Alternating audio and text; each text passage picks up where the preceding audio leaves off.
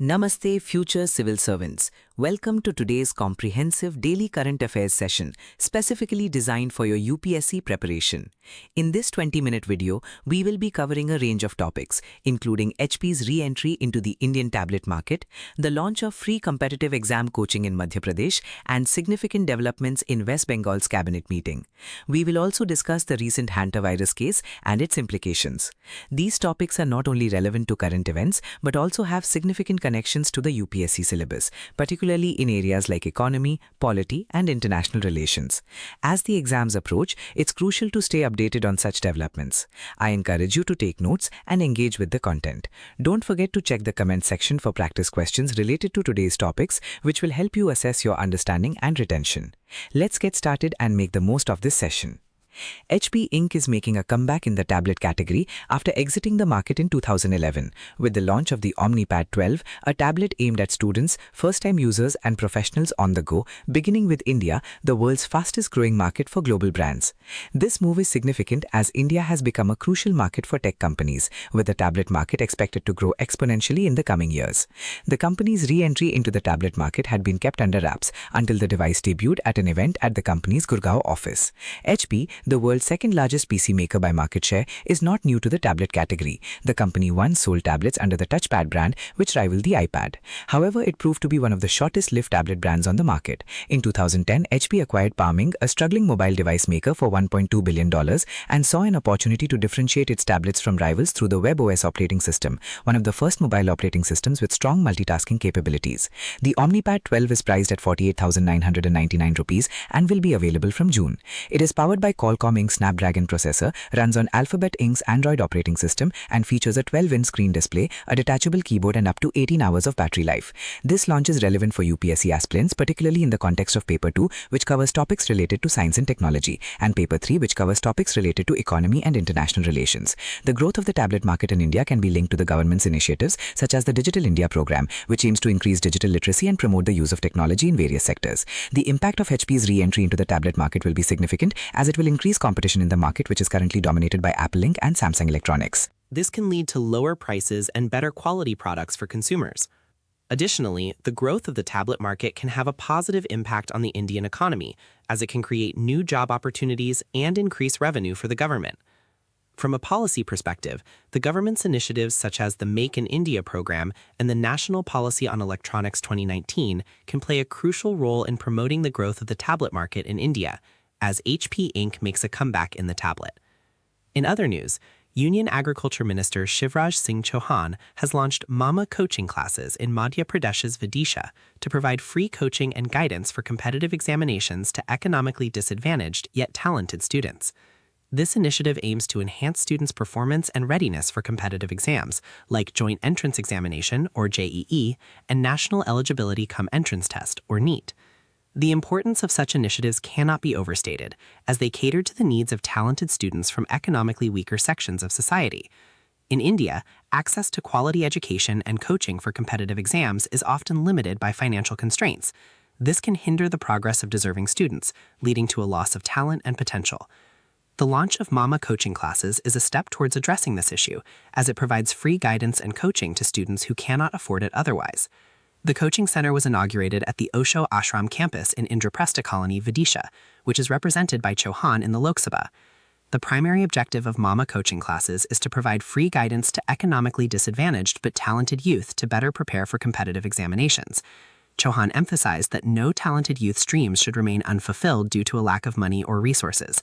He believes that with the right direction, good guidance, and opportunities, students from rural and ordinary families can make a distinct mark in various fields across the country, including the administrative services. This initiative is relevant to the UPSC syllabus, particularly in the context of social justice and empowerment, as outlined in the Indian Constitution's Preamble and Article 14, which guarantees equal opportunities for all citizens. For prelims, aspirants should note the details of the initiative, such as the location, the minister involved, and the exams it caters to. For mains, the topic can be analyzed from the perspective of social inequality, access to education, and the role of government in promoting social justice. Aspirants can also connect this topic to static topics like the Right to Education Act 2009 and the National Education Policy 2020. The launch of Mama coaching classes has the potential to positively impact the lives of many students in Madhya Pradesh. By providing free coaching and guidance, the initiative can help level the playing field and create opportunities for talented students from disadvantaged backgrounds. However, the success of the initiative will depend on various factors, including the quality of coaching, the availability of resources, and the accessibility of the program. Now, let's turn our attention to the recent events in Tamil Nadu have raised concerns about the role of the governor in the state's post-election process. The Tamil Nadu Assembly election verdict of 2026 was decisive, with the Tamilnaga Vetri Kalagam (TVK) emerging as the single largest party with 108 seats in a House of 234. The Dravida Munnetra Kalagam (DMK) won 59 seats, while the All India Anna Dravida Munnetra Kalagam (AIDMK) secured 47 seats. This is significant because the TVK, led by its founder C. Joseph Vijay, has defeated the two Dravidian parties that had ruled Tamil Nadu uninterrupted for 59 years. The importance of this event lies in the fact that it highlights the tensions between the governor's role and the democratic norms of the country. The governor, Rajendra Vishwanath Arlekar, refused to invite the leader of the single largest party to form the government, instead demanding letters from parties offering the support of their MLAs-elect before administering the oath. This move has been seen as a violation of established democratic conventions. C. Joseph Vijay had to visit the governor's residence, Lok Bhavan, 3 times before he was finally invited to form the government, after securing last-minute support from the Viduthalai Charuthagal Kachi (VCK) and the Indian Union Muslim League (IUML), taking the tally to 121 seats. For UPS aspirants, this event is relevant to the polity section of the syllabus, particularly in the context of the governor's role and responsibilities. The issue at hand is related to the provisions of the Indian Constitution, specifically Article 164, which deals with the appointment of the Chief Minister. This topic can be expected to feature in both the prelims and mains examinations, with potential questions on the role of the governor, the process of government formation, and the principles of parliamentary democracy. Aspirants should note the key dates, such as May 10, when the swearing-in ceremony took place, and May 13, when the Chief Minister has been directed to seek a vote of confidence. The implications of this event are far-reaching, with potential consequences for the stability of the government in Tamil Nadu. The actions of the governor have been seen as an attempt to undermine the democratic process, and this has raised concerns about the erosion of democratic norms in the country. From the perspective of the TVK, the delay in inviting the party to form the government has been seen as an attempt to weaken its position. On the other hand, the governor's... Next up, West Bengal Chief Minister Suvendu Adhikari recently chaired his first cabinet meeting, finalizing 6 key projects for the state. This development is significant, as it marks the beginning of the new government's tenure in West Bengal. The meeting was attended by 5 ministers who took oath with Mr. Adhikari, as well as several government officials invited by the Chief Secretary. The importance of this event lies in the fact that it sets the tone for the new government's policies and priorities. West Bengal has been a crucial state in Indian politics, with a rich history of political movements and social change. The state has been ruled by various parties, including the Indian National Congress, the Communist Party of India Marxist, and the All India Trinamool Congress. The recent change in government, with Suvendu Adhikari taking oath as Chief Minister, is expected to bring about significant changes in the state's policies and administration. Key details from the cabinet meeting include the decision to implement several central government schemes, such as the PM Vishwakarma Yojana, PM Shri Ujjwala Yojana 3, and the Ayushman Bharat scheme. The government has also decided to extend the age limit for candidates appearing for government jobs by 5 years. Additionally, the state will start the census process, which was pending since a letter was sent by the Ministry of Home Affairs on June 16, 2025. The government has also decided to hand over land to the Border Security Force (BSF) for securing borders within 45 days. This development is relevant to the UPSC syllabus, particularly in the areas of polity and governance. Aspirants should note the importance of central government schemes and their implementation at the state level. The decision to extend the age limit for government jobs and the start of the census process are also significant points for prelims.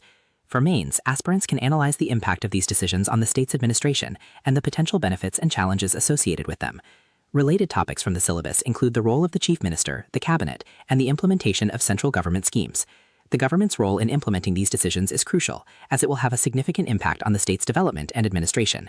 The decision to implement central government schemes is in line with the National Democratic Alliance (NDA) government's policies, which emphasize the importance of cooperative federalism, the extension of the age limit for government jobs, and the start of the census. Shifting gears to, a recent development has caught the attention of global health authorities, as a U.S. national on a repatriation flight has tested positive for hantavirus. This incident involves one of 17 Americans flown home, with the individual exhibiting mild symptoms, according to the United States Department of Health and Human Services. The U.S. Centers for Disease Control and Prevention, or CDC, is closely monitoring the situation. The importance of this incident lies in the potential risks associated with the hantavirus, which can be transmitted to humans through contact with infected rodents or their droppings. The outbreak of such diseases highlights the need for robust public health infrastructure and international cooperation to prevent the spread of infectious diseases.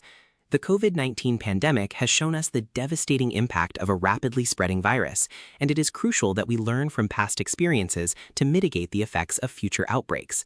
Dr. Jay Bhattacharya, the acting head of the CDC, has emphasized that human-to-human transmission of hantavirus is rare and should not be treated like the COVID-19 virus. The CDC has been working closely with the U.S. Health Department to ensure that all necessary precautions are taken to prevent the spread of the virus.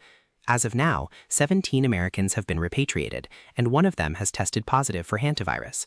The CDC has reiterated that the risk of human-to-human transmission is low, but it is essential to remain vigilant and take all necessary precautions.